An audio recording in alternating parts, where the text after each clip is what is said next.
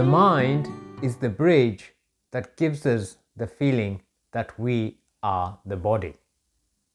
If we are out of the body for any single moment, then at that instant there will be no more mind. When there is no mind, there is no real body to experience. The mind makes us experience the body. When there is no mind, then there is no physical body. We can see this in deep sleep. When we are in deep sleep, we experience no mind. Our mind at that instance disappears. And because there is no mind in that instance, we do not experience the body. Think about it. When you are asleep, in deep sleep, when you're not dreaming, you will not be experiencing any physical body. Everything is created in the world through the attention of the mind. If we do not give attention to something, then we will not know of it. So then, as far as we are concerned, it does not exist. Therefore, one needs to be very careful who we give attention to. If you give your attention to your enemy, then they will enter your mind and cause you agitation. Everyone is in their own mental and physical world. What you give most attention to during this state will determine how you deal with other things in life. When one meets a person for the first time, then they come into your mental world through the eyes. When you go home, then you have only a memory. A feeling arises every time we come into contact with a person or object. This feeling depends on the sort of person we are. If you are an expert, say, on cars, for example, then when you see a nice car or a bad car, then your feelings change according to what you have seen. So your feelings will be stronger than the one who does not care about cars. So a person who does not know about cars or does not own a car, they will not care so much about cars, and therefore when they come into contact with a car, they will have a neutral feeling.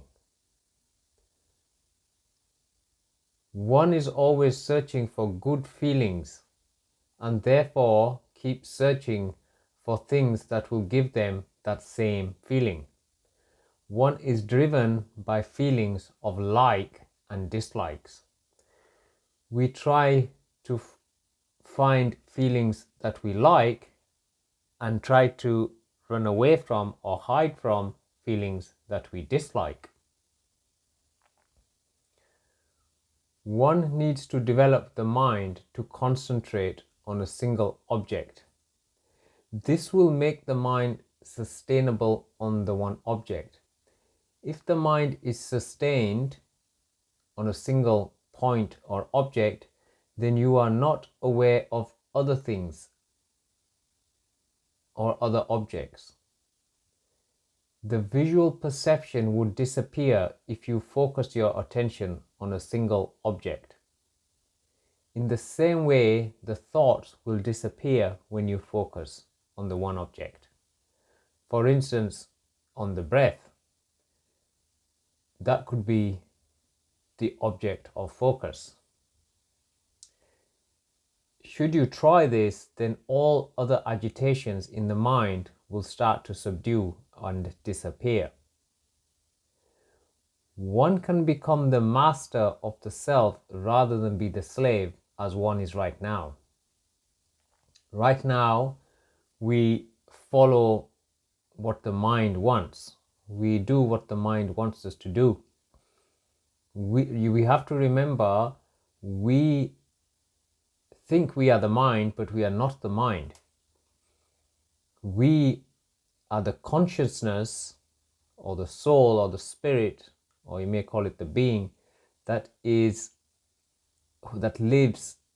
within your body, if to say, but is not the mind which we think we are.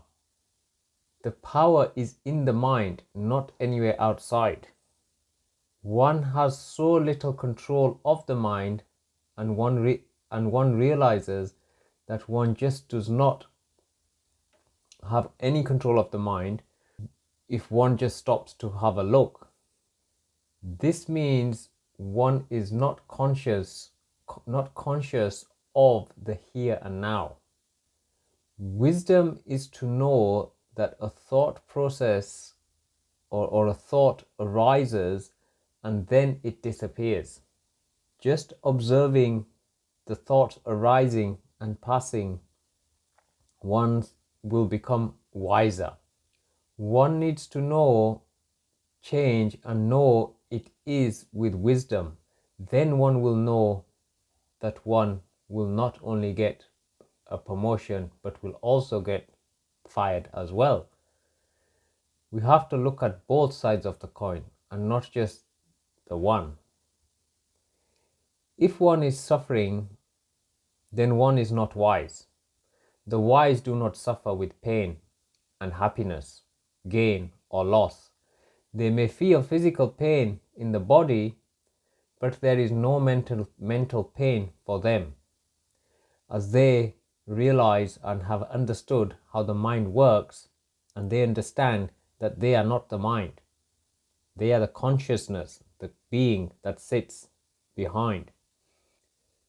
If one is happy, sad, feeling guilty, then you can point to either of these emotions. Can you actually point to these emotions? If you are happy or you are sad, where is that emotion in the body? Where is the happiness that you are feeling and experiencing? Can you actually point to it? No, you cannot point to it. You can only feel it. Therefore, this feeling of happiness must be in the mind.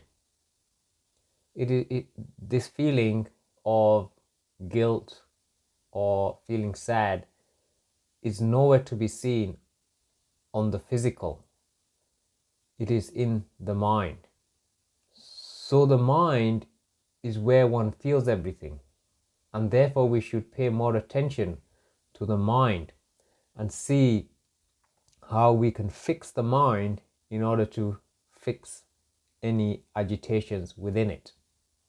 In total, one has 5 aggregates. These are the experiences of physical pain, pleasure, and perception, which is what the mind which is what the mind does to pick out the characteristics of an experience.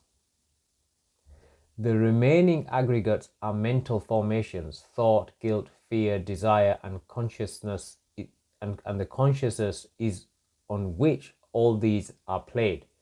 And with the body, that this is where we are, or this is what we are.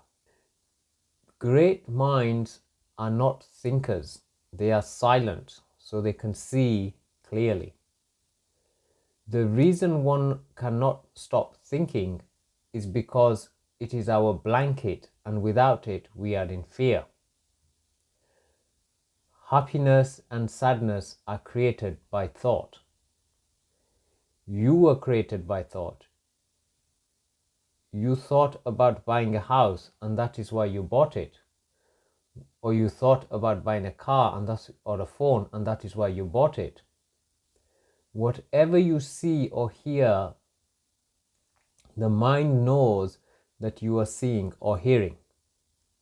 Fear comes from attachment. The more you own, the more you will worry. By stripping away your thoughts, feelings, perceptions, likes and dislikes, you will find the inner core of yourself, or your consciousness, your being, your spirit, and find out who you are, not just on an intellectual level, but on an actual level. It is like peeling a banana. This life is sometimes called the third way, in between the pure soul being something real. Craving and making new karma is what we are, and this is what needs to be reduced or eradicated. Life is the empty process, and that is who you are. And by stripping the banana skin or the onion skin, so to speak, you find the origin. It's no point trying to find out the origins of the universe. We cannot do this. But what you can do is to find out where you originate from. In order to be notified of my next video, please remember to hit the subscribe button just below, and also remember to turn on notifications.